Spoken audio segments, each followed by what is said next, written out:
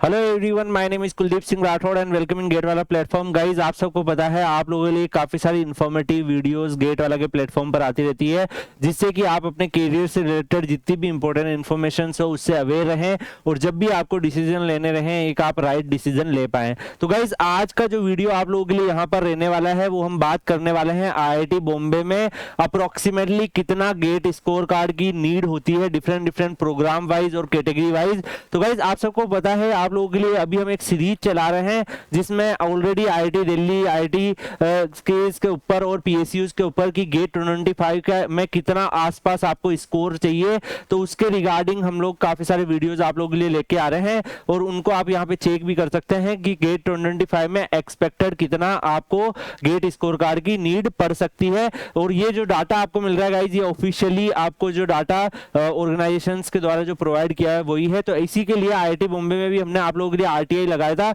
और वहां पर उन्होंने PDF फॉर्मेट में कंप्लीट डाटा जो है वो प्रोवाइड यहां पर आप लोगों के लिए किया है। तो यहां पर अगर हम देखें गाइस, तो इस RTI रिप्ले में कंप्लीट इंफॉर्मेशन अवेलेबल है कि कौन कौन से डिपार्टमेंट वाइज क्या क्या कट ऑफ रही है, कौन कौन सी कैटेगरी वाइज यहाँ पर कट ऑफ रही है। और अगर हम बात करें जैसे एरोस्पेस इंजीनियरिंग की, तो हमने यहाँ पे जो इनसे सवाल पूछा था वो इनसे यही पूछा था कि जो लास्ट स्टूडेंट जो सिलेक्ट हुआ है उसका गेट स्कोर क्या है। तो मतलब अगर जो लास्ट स्टूडेंट जो सिलेक्ट होता है उसका जो गेट स्कोर होगा वही कट ऑफ होती है, उससे ऊपर वाले गेट स्कोर वाले सिलेक्ट हुए ही हैं। तो यहाँ पे एरोस्पेस में अगर आप देखोगे जनरल में 653 जो है जिस बच्चे का गेट पे यहाँ पर परसेंटाइल था वो बच्चा यहाँ पे सिलेक्ट हो गया था। एरोस्पेस इंजीनियरिंग में जनरल में EWS कैटेगरी में 585 में और जनरल में PWD कैटेगरी में 510 में सिलेक्शन हुआ है। ऐसी OBC NC में अगर आप एरोस्पेस इंजीनियरिंग डिपार्टमेंट का देखो तो 477, SC में 454, ST में 385 यहाँ पे सिलेक्शन हुआ है। ऐसे ही अगर आप देखोगे ये इनका एरोस्पेस इंजीनियरिंग का फर्स्ट प्रोग्राम है। तो जैसे एरोस्पेस इंजीनियरिंग है उसमें अलग अलग डिपार्टमेंट्स होते हैं, तो जो फर्स्ट उसमें एरोस्पेस इंजीनियरिंग जो डिपार्टमेंट है उसमें अलग अलग एमटेक के कोर्सेज होते हैं।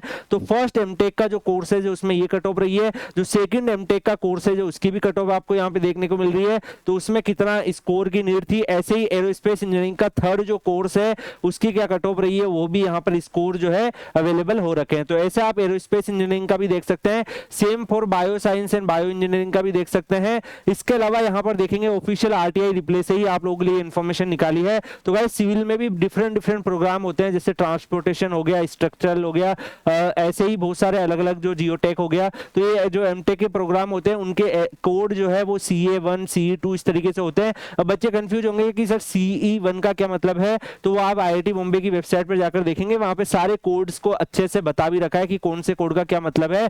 तो यहाँ पे जो सिविल इंजीनियरिंग है उसमें 748 कट ऑफ गई थी CE1 एमटेक कोर्स के लिए। Civil engineering CA1 general EWS में 675, ऐसे ही सिविल इंजीनियरिंग OBC NC में 667 और ऐसे SC में 543 और इसके अलावा सिविल इंजीनियरिंग ST में 578 के आसपास कट ऑफ गई है। ऐसे ही जो सिविल इंजीनियरिंग का जो सेकंड कोर्स है यहाँ पे आप CE2 कोर्स के नाम से देख सकते हैं, उसमें अलग अलग कैटेगरी वाइज कितना गेट स्कोर गया है। तो उसका जो एग्जैक्ट डाटा है गाइस, जो बच्चा लास्ट कैंडिडेट जो सिलेक्ट हुआ है उसका क्या गेट स्कोर रहा है, तो वो यहाँ पर अवेलेबल है। इससे आप एक आइडिया लगा सकते हैं कि क्या आप यहाँ पर रहेगा।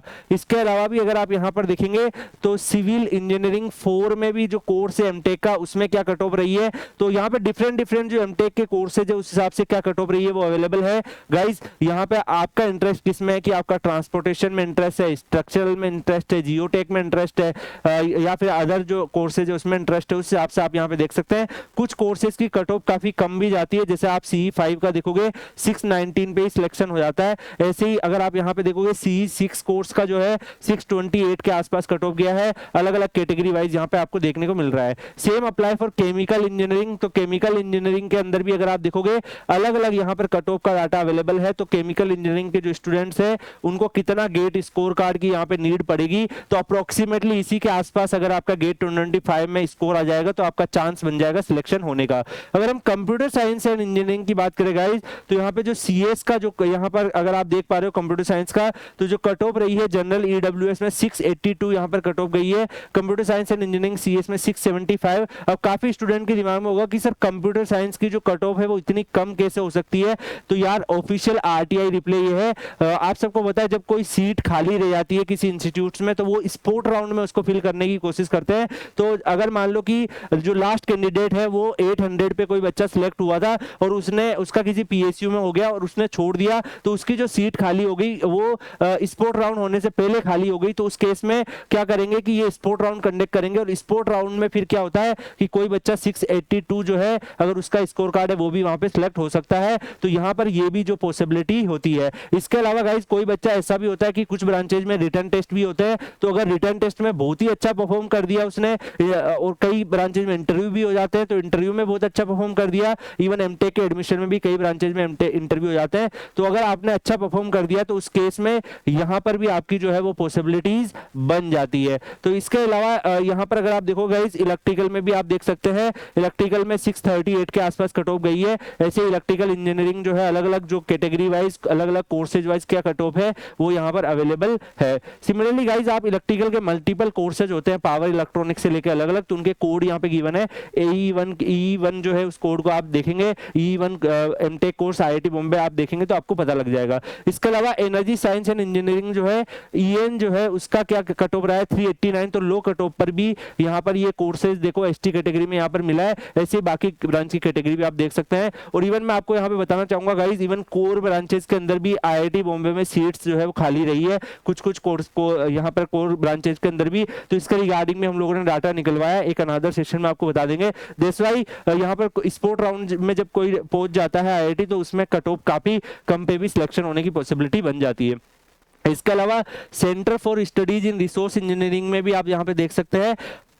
अर्थ साइंस में भी आप देख सकते हैं 592 यहाँ पर कट ऑफ गई है। ऐसी अर्थ साइंस के जो अलग अलग कोर्सेस है जैसे आप यहाँ पे देख रहे हो 488, 372, 317, 237, तो अलग अलग कट ऑफ यहाँ पे रही है। इसके अलावा industrial engineering and operation research का कट ऑफ भी आप देख सकते हैं अलग अलग ब्रांचेज वाइज और अलग अलग कोर्सेज वाइज एंड यहाँ पर अलग अलग कैटेगरी वाइज भी दे रखा है। तो यहाँ पर मैकेनिकल का अगर आप देखोगे ME1 प्रोग्राम है तो आपने देखा मैकेनिकल में थर्मल होता है, प्रोडक्शन होता है, डिजाइन होता है, तो यहाँ पे अगर आप डिजाइन वाइज कट ऑफ देखो। इसके अलावा डिजाइन के अलावा आप थर्मल का कट ऑफ भी देख सकते हैं। तो जो कोर कोर्सेज होते हैं पॉपुलर कोर्सेज होते हैं उनकी कट ऑफ इवन यहाँ पे ME2 में देखेंगे जनरल में 812 तक भी गई है।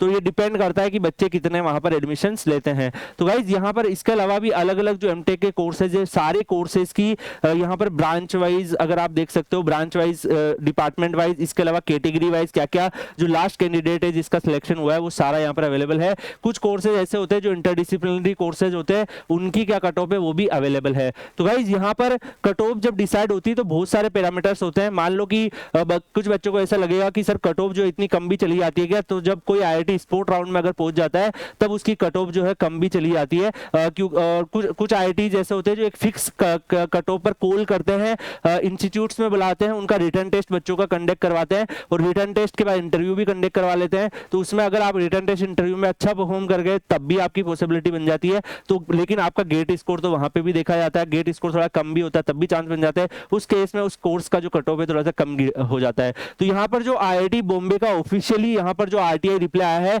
वहां से ही आपको ये जो है इन्फॉर्मेशन यहाँ पे मिल रही है। अगर आप देखोगे आप लोगों के लिए RTI लगा के उनसे ही इन्फॉर्मेशन हम लोगों ने यहाँ पे आप लोगों के लिए कलेक्ट करी थी और उसी में इन्होंने ये मेंशन किया है कि जो last candidate category wise different MTech के कोर्सेज में सिलेक्ट हुए हैं उनका क्या स्कोर था, तो वो यहाँ पर अवेलेबल है। तो गाइस आप इससे ज्यादा स्कोर लाने का ही ट्राई करिए और खासकर कंप्यूटर साइंस के बच्चों को मैं ये बोलना चाहूंगा कि आप इससे भी ज्यादा जो है वो कोर्स को टारगेट करना, क्योंकि यहाँ पर जो है कट ऑफ जो है हाई जाने की पॉसिबिलिटी रहती है क्योंकि नंबर ऑफ स्टूडेंट जो है वो काफी ज्यादा है कंप्यूटर साइंस में। ऐसा जरूरी नहीं है कि लास्ट ईयर स्पोर्ट राउंड में एडमिशन हो गया तो इस बार भी हो जाएगा। तो आप ट्राई करना कि आप 800 से प्लस ही गेट स्कोर आपका मिनिमम टारगेट करके आप आगे बढ़ो। बाकी गाइस यहाँ पर कौन कौन से कोर्स में कौन कौन सा गेट का पेपर अवेलेबल है तो ये इन्फॉर्मेशन इनके इन्फॉर्मेशन ब्राउचर्स में होती है और आपको एक पॉपुलर कोर्स के हिसाब से एक और वीडियो हम कंडक्ट कर लेंगे, उसमें बता देंगे कि कौन कौन से एमटेक के कोर्स में कौन कौन सी गेट पेपर के बच्चे एलिजिबल होते हैं। तो आई होप सो गाइज यहाँ पर आपको एक IIT बॉम्बे का एक आइडिया लगा होगा।